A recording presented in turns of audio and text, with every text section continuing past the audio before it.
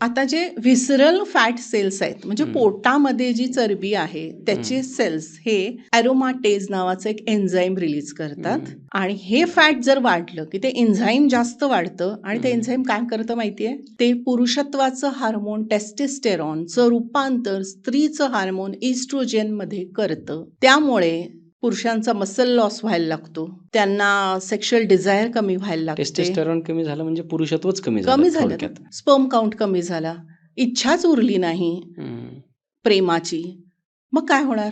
मग कुटुंबामध्ये वादळ निर्माण होतं आणि या गोष्टीमुळे इनफर्टिलिटी, वंध्यत्व इतकं वाढायला लागलेलं आहे. म्हणजे फक्त मुलींचं पीसीओडी किंवा थायरॉइड त्याला कारणीभूत नाही, मुलांचं हेही कारणीभूत आहे. तेव्हा माझ्याकडे जर बिन लग्नाचा पेशंट आला, त्याचं लग्न झालेलं नाही आणि वजनासाठी आला, तर मी त्याला म्हणते की तू हे कंपल्सरी वजन कमी केलंच पाहिजेस, तुझ्या पोटाचा घेर कमी केलाच पाहिजेस, नाहीतर तुझ्या मॅरिड लाईफचं काही खरं नाही.